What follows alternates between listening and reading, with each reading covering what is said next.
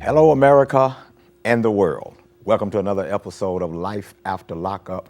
This is a program that is strategically designed to show the community, to show society, and those who are incarcerated another side of prison, another side of prison life, another side of life after lockup. We hear a lot of negative things about inmates after they get out, they go back.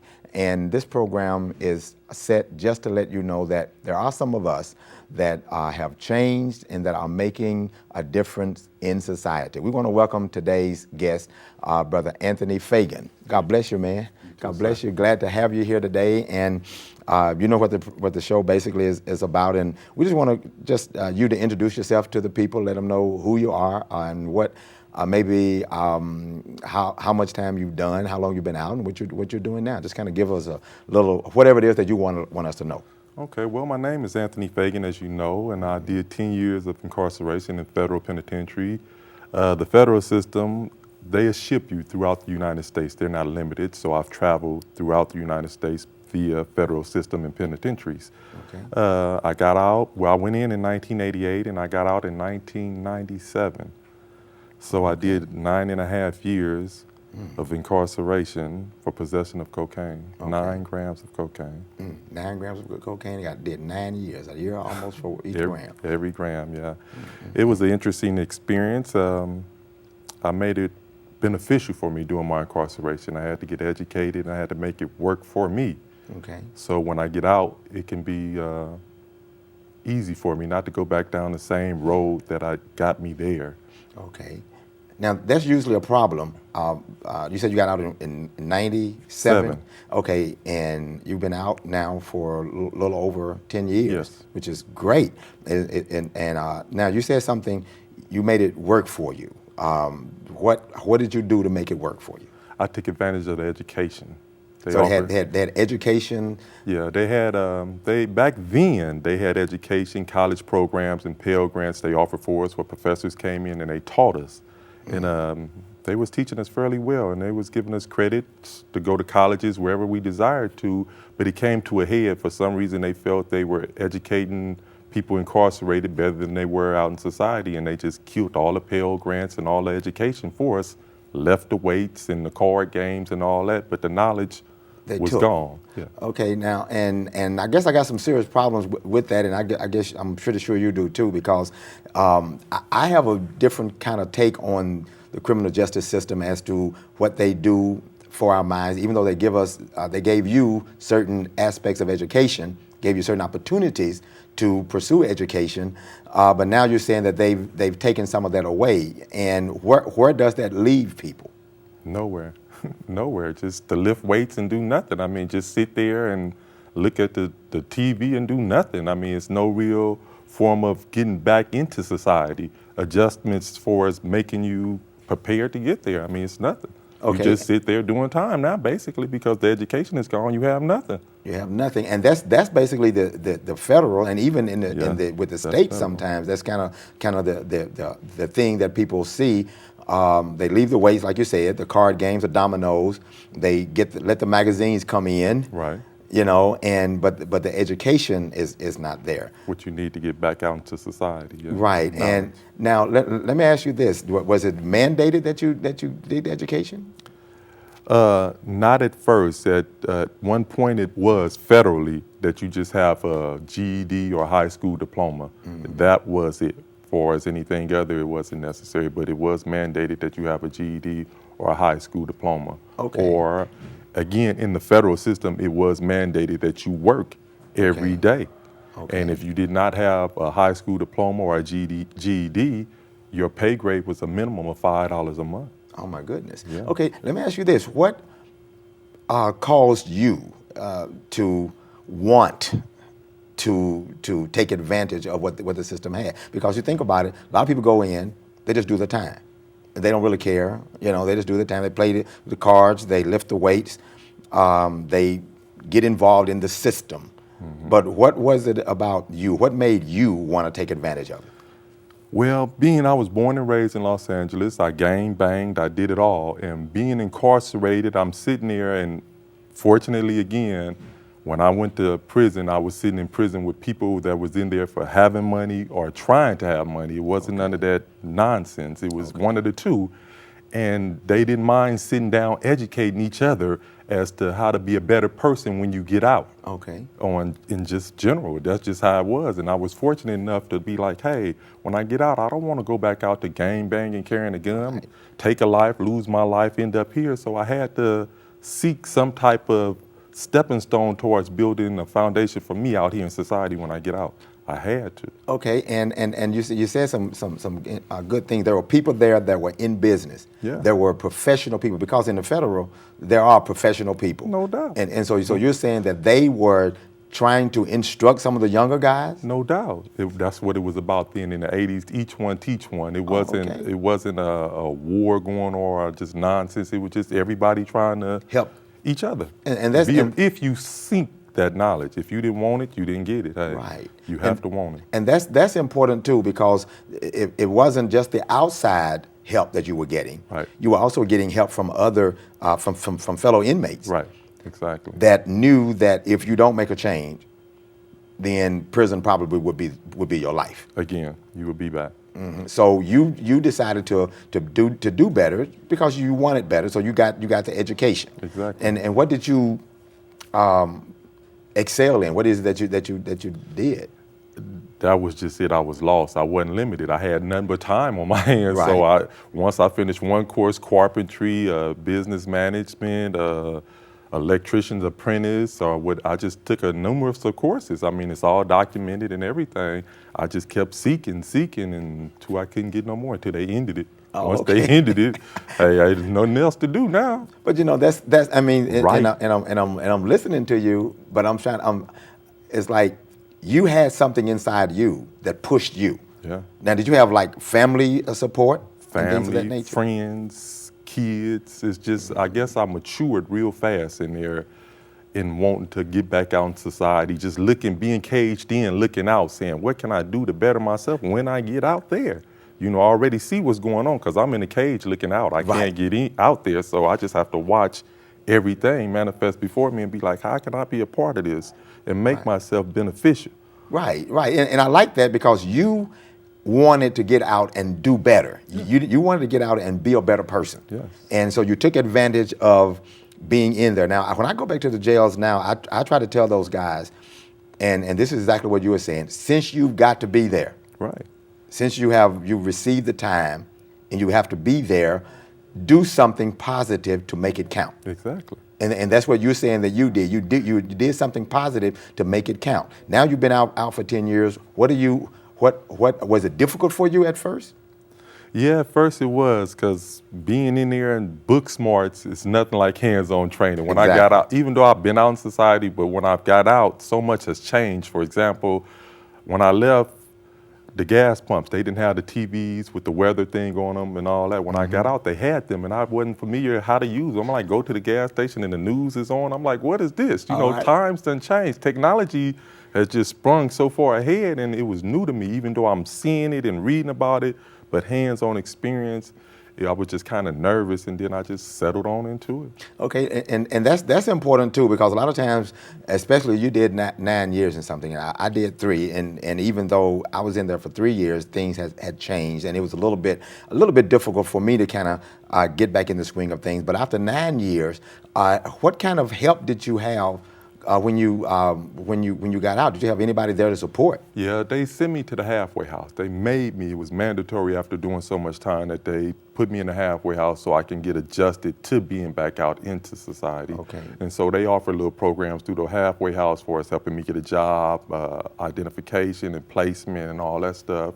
And it kind of helped me. And then, like I say, I was hungry for it, so I sprung right out of that after my little 90 days was up. Family was there for me, so that was a blessing. So okay, and that's important too, because giving you somewhere to go before you actually hit the streets, right. that gave you some type of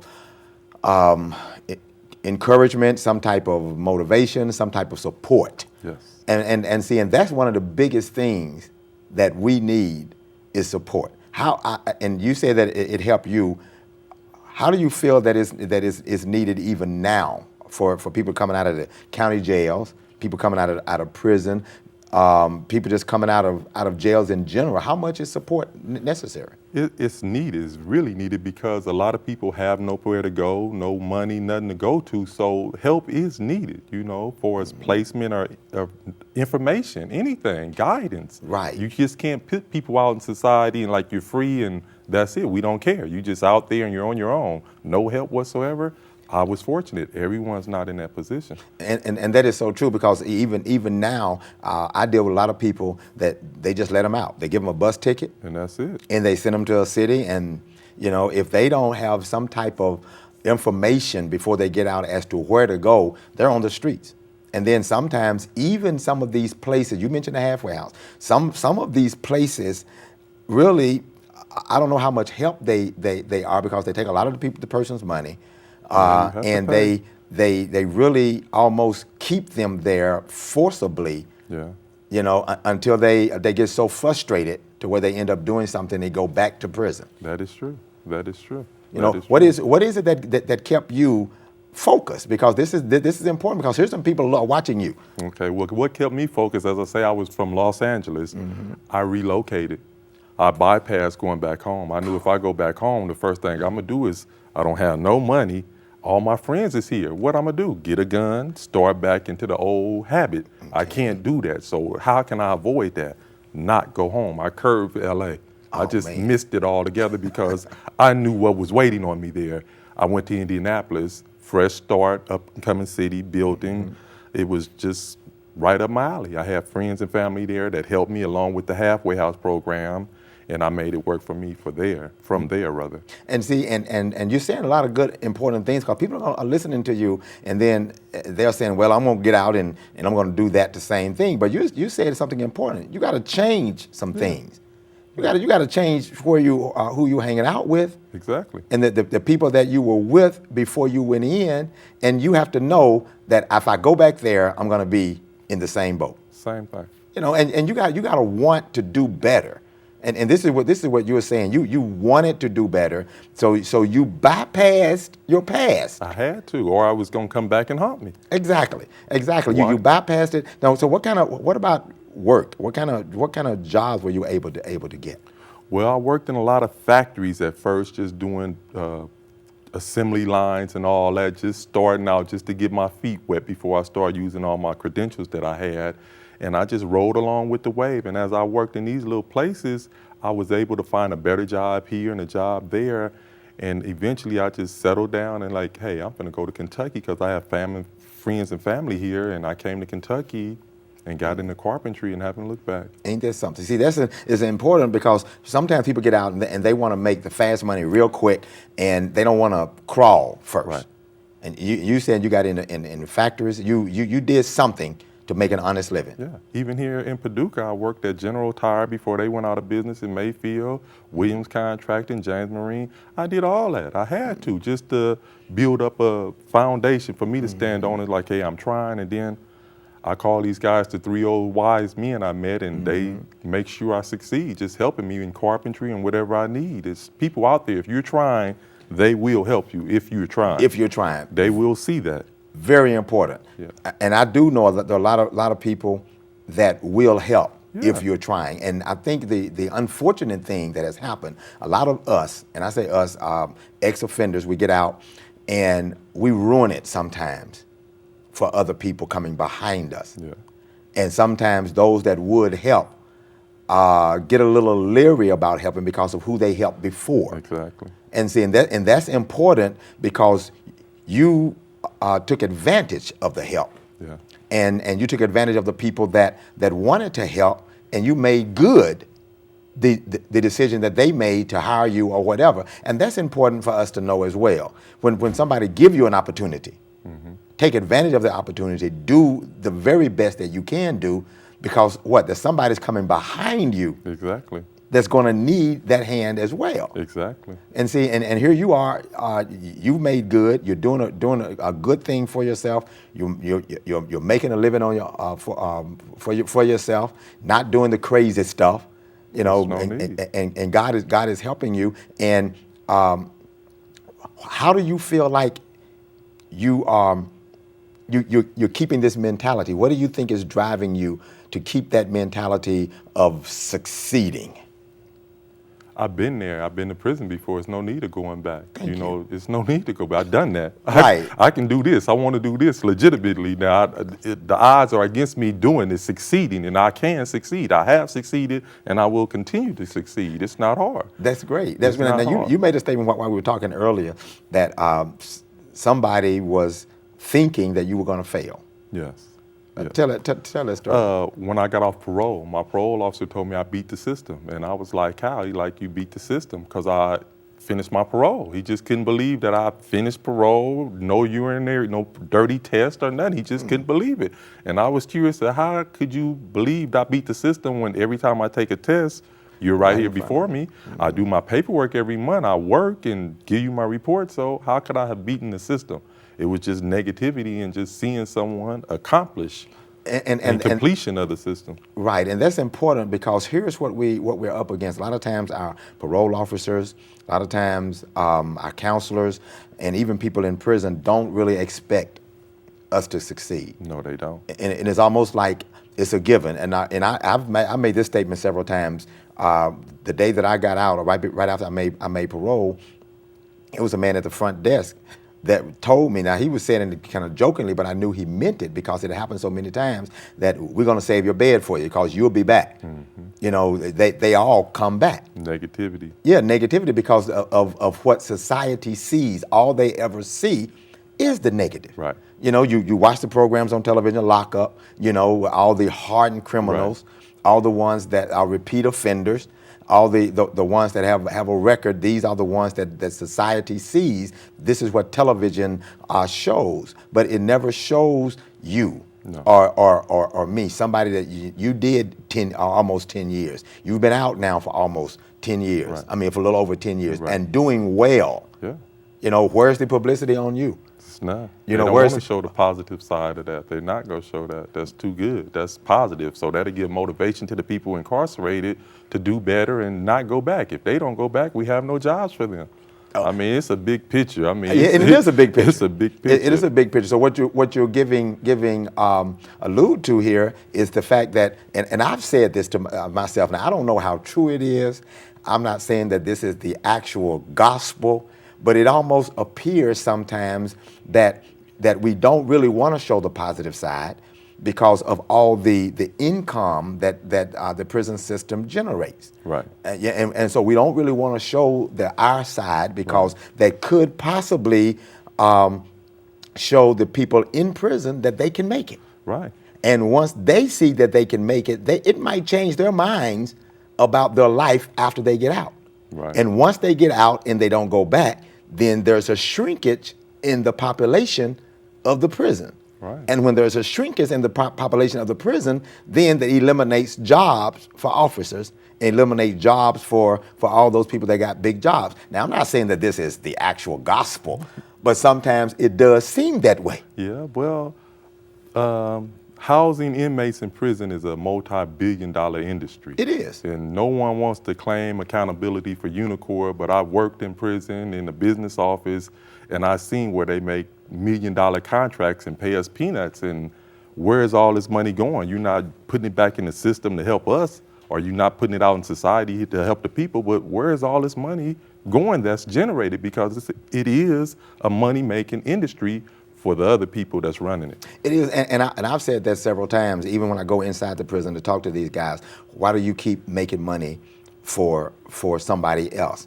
And like what you said, you know, you work and then they pay you peanuts, but the money is going somewhere else. It's going somewhere. So it does seem like that our kind of stories are left out of the system sometimes, so that it cannot give people hope. Right. And what we need to do more of, programs like this, people like you going back into the prison, letting these guys know your story, your testimony, how you have made it out and been successful, so that it can give them hope. Now you and I both know everybody is not going to grasp hope. Right. Everybody's not going to change their life like you and I have. Right. Everybody's not going to do that. So the system is always going to be there, right. but we can give hope to those that want. Right. Exactly. As long as you want it, you have to want it.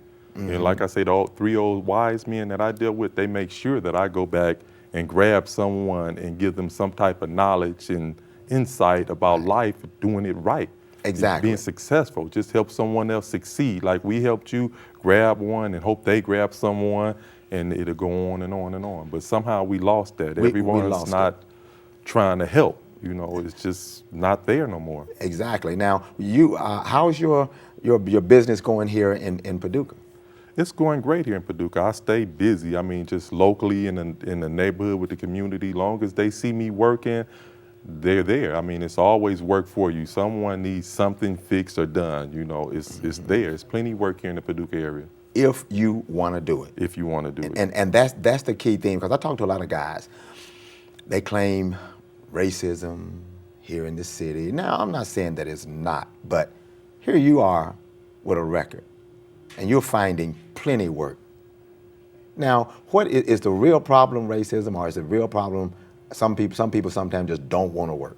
I'm not going to say racism isn't here, and I'm not going to say people don't want to work. You just, like we saying, you have to want it. I don't let nothing stop me. If you tell me no, I'm going to the next one, because that's your right to say no, and it's my right to ask you. Right. So, I mean, if you say, yeah, we in business, we in cahoots, and we can make this work, and we got a successful thing going.